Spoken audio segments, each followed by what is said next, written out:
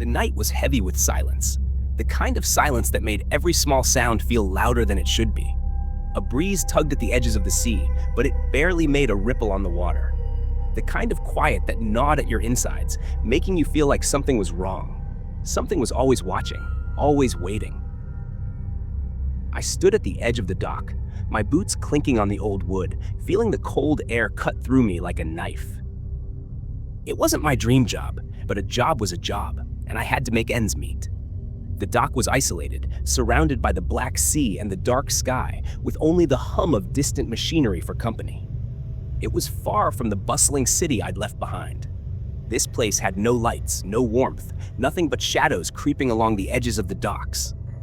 But I needed the paycheck, so I swallowed the uneasy feeling in my stomach and walked inside the warehouse, where the foreman was waiting. He was an older man, hunched over, his face buried in shadow. He didn't look up when I entered. The air smelled of salt water, rust, and something else, something metallic and old. He didn't speak until I was almost at his side. Without a word, he handed me a crumpled sheet of paper. The paper was almost falling apart, as if it had been passed around 1,000 times, the ink smudged, the edges torn. He didn't look at me as he slid the paper into my hand, but I could feel his eyes on me as if he were waiting for something to happen. "Read it," he said, his voice low, almost a whisper. I stared down at the rules, half wondering if they were a joke. They didn't make sense. They were written in a hurried, messy handwriting, the kind of scribble you'd expect from someone who had no time to explain things properly. I frowned and started reading. "Don't look at the water between 2:13 a.m. and 2:17 a.m., it said. I paused. That was strange, right? Who could possibly care about a 4-minute window in the middle of the night? The next one made my stomach twist. "If you hear whistling, don't turn around." My eyebrows furrowed. Whistling? At night? Was this some kind of joke? And then, the final rule made me shiver. Never ask about the man who worked here before you. The man before me? Who was he? But I didn't ask. I knew better than to question people like him. I didn't want to be rude, so I just nodded, stuffing the paper into my pocket, even though I couldn't shake off the feeling that something was terribly off. The foreman finally spoke, his voice gruff and serious. "Those rules aren't just words. You'll understand soon enough. Don't break them. Don't ask questions. Just do your job and stay quiet." I gave him a quick nod, trying to ignore the chill creeping up my spine. I didn't want to look too long at him, at his face, hidden in shadow. I turned away and walked out of the office, down the narrow path that led toward the loading docks. The place was eerily quiet. I kept my head down, pretending not to notice the thick, damp fog rolling in from the sea. The fog wasn't like the kind you saw in movies, soft and thick. It was heavy, like a living thing, wrapping around the docks, making it hard to see more than a few feet in front of me. The clock in the distance ticked the minutes away, its hands creeping toward 2 a.m. I tried to push the unease out of my mind. It wasn't even that late, but the quiet made everything feel strange. Every footstep seemed too loud. The water lapped gently against the wooden posts, a soft, steady rhythm, but the sounds felt too deliberate. As the hands on the clock inched closer to 2:13, I felt it. A strange pull, like the water was calling me, tugging at me in a way I couldn't explain. Something about it felt wrong, like if I stepped closer, I would fall in. And then, just as the clock struck 2:13, I heard it. Soft, almost distant at first, a whistle. The kind of whistle you hear when someone is trying to pass the time, but this one felt wrong. It didn't sound like someone just walking by. It sounded too empty, hollow, and it was getting closer. I froze. My heart thudded in my chest. I stood there, trying to decide if I should look around, but the rules, the ones on the crumpled paper, were stuck in my mind. "Don't turn around." I shook my head, telling myself it was just the wind, just my imagination. But the whistle kept going, getting louder, sharper. It wasn't the wind. The hairs on the back of my neck stood up, and I slowly took a step backward, feeling the chill of the air cut deeper. I couldn't shake the feeling that something was there, hidden in the fog, something waiting. Then I heard it. Footsteps. Slow, dragging footsteps behind me. Each step made the hair on my arms stand up. I didn't turn around. I knew what would happen if I did. I could hear the footsteps getting closer, so close I could almost feel the breath on my neck. My heart raced. I couldn't stop myself. I spun around, heart hammering in my chest, but there was nothing there. No one. Just the empty dock, the fog, the lapping water. My breath caught in my throat. I looked around, scanning the shadows, but all I saw were crates stacked along the dock, the pale light from the lamps flickering dimly. No footsteps, no whistling. It was like the world had gone quiet again. I stood frozen for a moment, wondering if I had imagined it. Had I really heard something? Maybe it was just the isolation getting to me. But then, the whistle came again. So close it felt like it was right behind me, like someone was right there, whispering in my ear. I didn't wait any longer. I started walking quickly, my heart racing, the rules pounding in my head. Don't turn around. Don't ask. The words felt like a weight on my shoulders, but it didn't matter. I just needed to get out of there. And then I heard the footsteps again, still behind me, still echoing. I couldn't explain it, but I couldn't escape the feeling that whatever it was still following me. My heart pounded louder in my chest, and I quickened my pace, hoping the sound would fade, but it didn't. Each step I took seemed to match the rhythm of those behind me. I wanted to turn around, but the rules, they were clear. Don't look. Don't ask. Out of the corner of my eye, I saw a figure approach. An older man, hunched over, his face barely visible in the dim light. It was Reed, one of the other workers who'd been there longer than I had. He stopped a few feet away from me, glancing nervously over his shoulder, before speaking in a voice so low I had to strain to hear it. "Listen, kid," he began, his eyes darting around as if he was afraid someone would hear. "This place, the rules you've been given, they're not a joke. They're survival guidelines, and you'd better start following them or you won't make it past your first month here." I blinked, unsure if I had heard him right. "Survival? What are you talking about?" "It's just some weird rules. I'm fine, really." I wanted to brush it off, to laugh it away like I had with the others, but his eyes were wide, like he was trying to warn me about something I couldn't see. He didn't laugh. He didn't smile. He just looked at me, his face pale in the faint light. "People disappear here," he said, his voice barely above a whisper. "New guys like you, they come and go, like clockwork. Some leave because they can't handle it. Others, they forget why they came here in the first place. They don't leave, they stay. And the dock, it wants to keep them. It has a will, a mind of its own. And once it gets its claws into you, there's no getting out." I felt a chill run through me. This wasn't a joke anymore. Something about the way he spoke, the fear in his voice, made it impossible to dismiss. My throat went dry, but I pushed back the growing unease, trying to rationalize it. "It's just superstition, Reed, nothing more." Reed shook his head, the lines on his face deepening. "I wish that were true, but it's not." He paused, as if weighing something in his mind. "Listen, I know you're new, but you need to stay sharp. Watch the water. Don't turn around when you hear the whistling. And above all, don't ever ask about the man who worked here before you." Before I could respond, the air around us seemed to grow heavier, thicker, and I realized I was barely breathing. The dock felt even more oppressive than it had before. The shadows in the corners of the warehouse seemed to move when no one was there. The air was colder now, like someone had turned the temperature down without warning. And then, the whistling began again. A soft, haunting sound, distant at first, but it was closer this time. I tried to ignore it. I tried to convince myself it was just the wind, just the sound of the sea. But the hairs on the back of my neck stood up. I was sure it wasn't the wind. The whistling wasn't natural. It felt wrong. At exactly 3 a.m., the silence of the dock shattered. A loud, ear-splitting horn blasted through the air, the sound of it ripping through the night like thunder. My body jerked in surprise, but when I looked around, I saw nothing. No ships, no boats, nothing at all. It was like the horn had come from nowhere. I turned to Reed, expecting him to react, but he didn't. He just kept working, as if nothing had happened. No surprise, no concern, just an air of complete indifference. I couldn't understand it. "Didn't you hear that? What was that horn? There's no ship here." Reed didn't even look at me. He just continued moving crates as if the horn was just another sound in the night. After a few moments, he spoke, his voice quiet but certain. "It's not real, but it's real. It's part of it. The dock, the sounds, the things you hear, it doesn't matter if they make sense. You won't understand it until it's too late."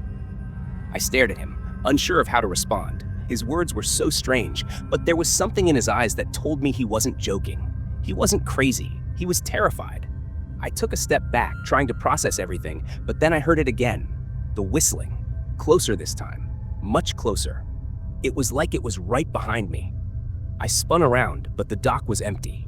The crates, the long stretch of empty space, the flickering light. No one was there. The whistling stopped abruptly. I stood there for a moment, my heart racing in my chest, wondering if I was losing my mind. Maybe I had imagined it. Maybe I hadn't heard it at all. But as the silence stretched, the footsteps started again, slow at first, but growing faster, closer, echoing louder on the wooden planks. I froze, not daring to turn around. Every muscle in my body screamed for me to run, but I couldn't. The footsteps were right behind me now, so close I could feel the air moving, as if someone was standing just a few feet away. But when I turned, there was nothing. No one. Just the darkness and the stillness of the dock. I stood there shaking, trying to catch my breath. It was all too much. The strange rules, the disappearing workers, the whistle, the horn, the footsteps. I didn't know what was real anymore. And then I heard it. The whistling again, right behind me. Too close to ignore. This time, I couldn't pretend it was nothing. The dock wasn't letting me go. It was pulling me in deeper and deeper until there was no escape. And all I could do was listen to the footsteps, moving faster and faster. My heart raced, the sound of those footsteps pounding in my ears, each step heavier than the last. I wanted to run, but my legs felt like they were made of stone. I couldn't move. It was as if the dock itself was holding me in place, trapping me. But then, something inside me snapped. I couldn't stay like this. I couldn't just keep listening to the footsteps, waiting for whatever was out there to catch me. I had to see. I had to know. Maybe I was being paranoid. Maybe the rules were just some superstitions passed down from one worker to another to keep us scared. There's no harm in just looking once, I whispered to myself, trying to convince myself that I wasn't losing it. I glanced at the clock. It was 2:13 a.m. The air was thick, almost suffocating, as I turned my gaze toward the water. The rules were clear. Don't look at the water. Don't look at the figure. But I couldn't stop myself. I needed to see what was out there. As soon as my eyes focused on the water, I felt a strange shift in the air. The ripples on the surface moved in unnatural patterns, like the ocean itself was responding to my gaze. It wasn't like any waves I had seen before. It was like the water was alive. And then I saw it. The figure, a shape standing at the far end of the dock, facing away from me. Tall and still, as if it were waiting. Waiting for something. Waiting for me? I tried to rationalize it. It was just another worker, maybe from the late shift. But no matter how hard I tried to convince myself, there was something wrong. Something off. The figure wasn't right. It didn't move like a person. It was too still, too deliberate. And then I heard it. A low, guttural voice. It didn't come from anyone around me, yet it felt like it was right next to my ear. Do not turn around. The whisper sent a shiver down my spine. I froze. My body felt heavy, like I couldn't move, like my limbs were frozen in place. I knew I should listen. I knew I should follow the rules. But I couldn't help it. My feet felt glued to the dock, and despite the warning, I turned. Slowly. Too slowly. The figure's head turned. It wasn't just a casual movement. It was slow, deliberate. The way its eyes glowed in the dark made my stomach churn. There was something wrong with those eyes. They weren't human. And when the figure smiled, I almost screamed. Its mouth stretched wide in an unnatural grin, teeth too sharp, too many, too hungry. I couldn't breathe. I couldn't think. The panic took over. I didn't want to be there anymore. I had to get out. I had to get away. But my legs refused to move. The dread built up inside me, suffocating me, weighing me down. Then, finally, my body moved, my feet stumbling as I ran toward the warehouse. I needed to get inside. I needed to escape. The door. The door was right there. It was my only chance. I reached for the handle, my hand shaking, and tried to pull it open, but the door wouldn't budge. It was locked. I tried again and again, but it was like the door was sealed shut. My heart pounded in my chest. The figure was getting closer. I could hear its footsteps, each step heavier than the last, each step closer than the one before. The lights flickered above me, casting long, eerie shadows along the walls. I could hear the door creaking, as if something on the other side was pushing against it. I didn't know how much time I had left. I turned around, desperately scanning the dock, but the figure was already there. It was only a few feet away. I tried to scream, but my voice caught in my throat. The footsteps grew louder, closer, faster, as if the figure was right behind me. The darkness seemed to close in, and all I could do was stand there, trapped between the locked door and the slowly approaching figure. The fear inside me was overwhelming. I was too late. It was too late. The footsteps were almost on top of me now, and I could feel the heat of the figure's breath on the back of my neck. My legs gave out, and I collapsed to the floor, unable to move. The door didn't open. The figure was right there, standing over me, and then all I could hear were the footsteps, moving faster and faster. My chest was tight, my heart pounding so loud I thought it would burst. I couldn't move. I couldn't breathe. I was stuck in place, and I didn't know what to do. The air around me felt thick, heavy. It felt like something was pressing down on me, forcing the air from my lungs. I tried to calm myself. I tried to think, to breathe, but the shadows seemed to move on their own. The lights flickered above me, casting long, strange shapes along the walls. But it wasn't just the light. Something was off.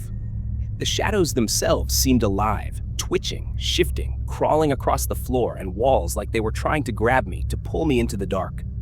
Then I heard it. The scratching sound. It was coming from behind me, soft at first, like something dragging along the floor. I spun around, my heart racing, but there was nothing there. Nothing except the shadows that seemed to coil and twist in ways they shouldn't. It was as if the very darkness itself had come alive. And then I saw it. A shape, tall and impossibly thin, stepping out of the shadows. It wasn't human. It was something else. Something wrong. Its limbs twisted at unnatural angles, stretching too long, too far, like they were being pulled from the darkness itself.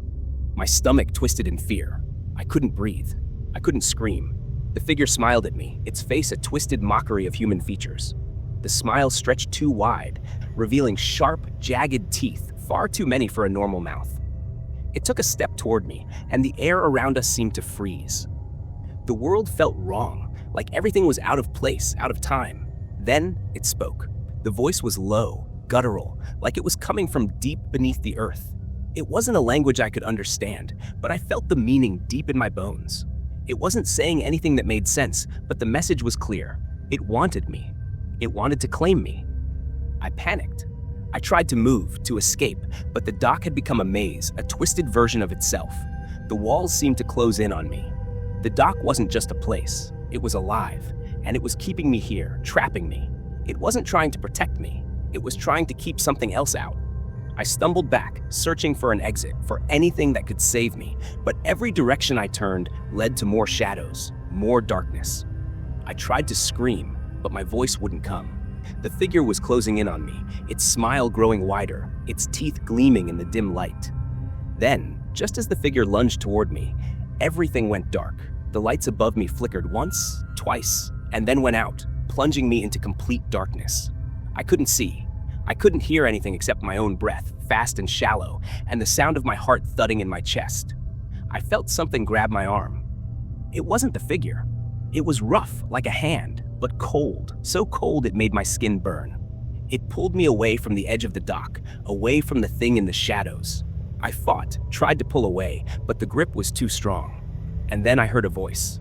Reed's voice. It was breathless, panicked. "It's too late now," he said. Before I could ask what he meant, I heard something else. A cold whisper in my ear, soft and deadly.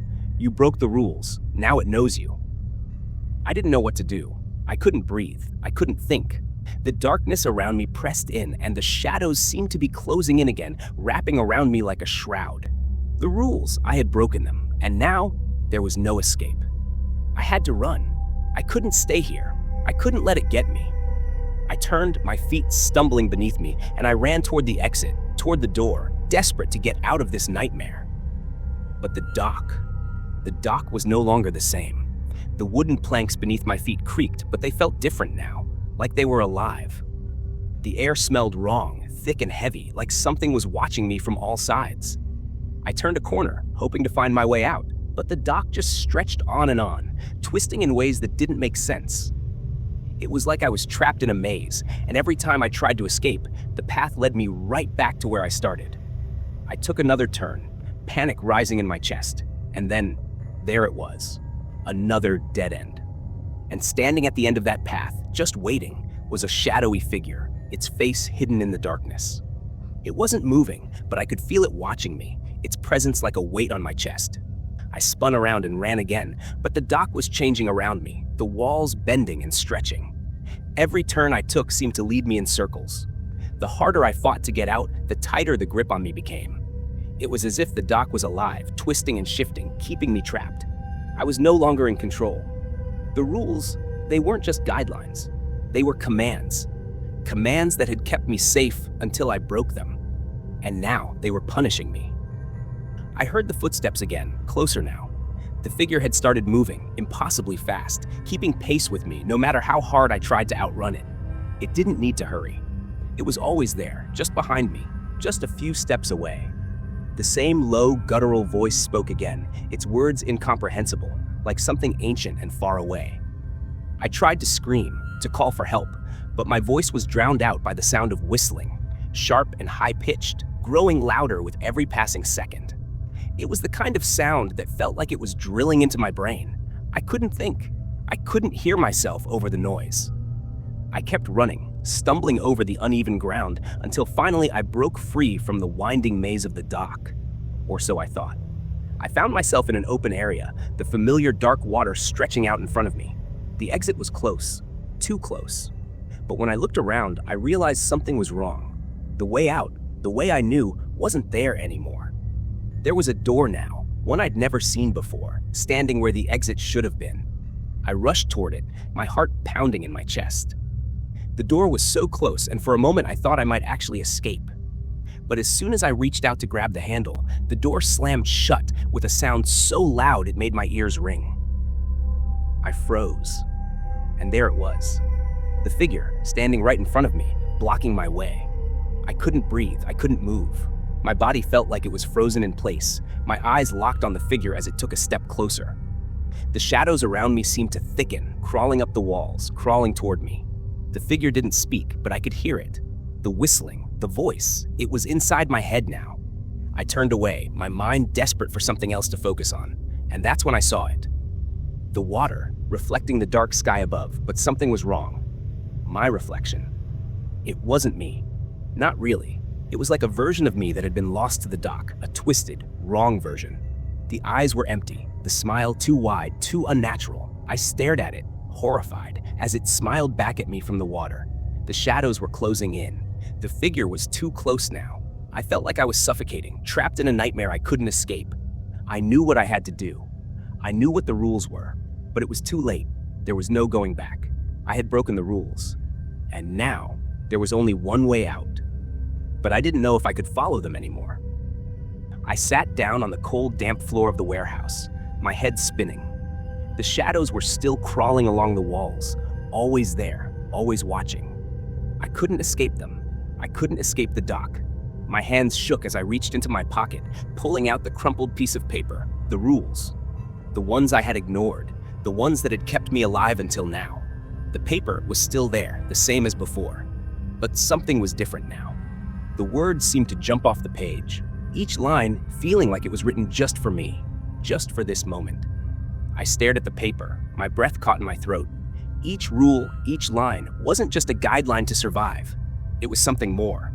It was something the doc had written, something the doc wanted. The doc was alive. It wasn't just a place. It wasn't just a job. The doc was a living thing, a hungry thing that fed on the workers who broke its rules. It took their essence, their memories, their identities, and left only an empty shell behind. The workers weren't really alive anymore. They were just pieces, parts, twisted and changed until they were nothing but servants to the doc. That's when I realized what had happened to Reed. He hadn't left. He hadn't quit. He'd been taken. He was gone, replaced by something else, something that looked like him but wasn't really him at all. The Reed I had known was just a memory now, a copy of the man who had once worked here. He was waiting for someone else to come along, someone like me, to take his place in the endless cycle of labor. I felt the weight of the truth sink in. There was no escape. The doc had already claimed me. It had already taken me. The realization hit me like a slap across the face. The moment I broke the rules, the moment I stepped out of line, it knew. And now, I was part of it. I was its next victim, just another worker to feed its hunger. But then I heard something. Footsteps. Slow and deliberate. My heart skipped a beat. I turned around, afraid of what I might see, but I already knew. It was Reed. But it wasn't the Reed I remembered. This was something else. He stood there, just outside the circle of light, his eyes hollow, like there was nothing left inside. His body moved jerkily, like a puppet being pulled by strings. His arms hung limp at his sides, his fingers twitching as though he wasn't in control of his own movements. He looked at me with those empty eyes, and for a moment, I didn't recognize him at all. "Join me," he whispered, his voice hoarse and distant. "Join me in the cycle. There's no escape now. We work, we serve, forever." I couldn't breathe. I couldn't move. I just stared at him, at the thing that had once been Reed, as it reached out its hand toward me. His fingers were cold, his skin unnaturally pale. He wasn't alive anymore. He was just another part of the dock, another empty shell. The cycle would never end. I could see it now. I could feel it. The dock's hunger was endless. And now, it had me. Reed's hand hovered in front of me, waiting, offering me the same fate he had been given. He wasn't the man I had known. He was something else now, something I couldn't understand. But I understood one thing. If I took his hand, I would never leave. I would become just like him, a shadow, a hollow shell. And I realized that was the only way the dock would let me go. Reed's hand hovered in front of me, waiting for my decision. His eyes were dark, like there was nothing left inside. He was lost to the dock, just like I was about to be. There was no way out, no escape from this endless nightmare. The rules had already taken hold of me, and now I had to make a choice. The choice felt impossible. I could join him. I could take his hand, become one with the dock, and live out the rest of my days as just another worker. Another lost soul in the endless cycle. The dock would feed on me, just as it had fed on Reed, and eventually, I would become nothing. A shadow, a hollow shell. Or I could break the rules. I could turn my back on everything I had been taught, everything I had been forced to accept. But what would happen if I did? Would I be consumed by the thing in the shadows? Would I vanish like the others, lost to whatever haunts this place? I looked around the dock. The maze had shifted again. The walls, the corridors, everything was different. But it was the same twisted, dark place I had been trapped in for so long.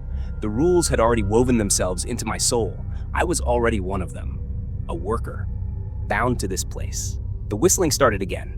It was soft at first, like a distant breeze, but then it grew louder, louder, until it became a shriek, a deafening sound that filled my ears and rattled my bones. The shadows around me shifted, swirling and twisting, as though they were alive. I could feel the dock pulling at me, pulling me in. And then, just as I thought I couldn't take it anymore, I woke up. I was back. Same dock, same shift, same rules. The same familiar feeling of being trapped, of being caught in an endless cycle. I stood there, in the same spot, staring at the same shadows, wondering how many times I had been through this. How many times had I woken up to the same nightmare? But something was different. The rules, they were mine now. They weren't just things I had to follow anymore. They were part of me. I could feel them in my bones, in my blood. I could feel the dock's hunger, its need, its pull. I could feel the power it had over me. And in that moment, I realized I was no longer just a worker. I was a part of the dock. The cycle had become my life, my reality. I didn't know if I would ever escape, but I knew one thing. I had become what the dock wanted. And now the cycle would never stop. It would never end. It had me, and I had it, forever.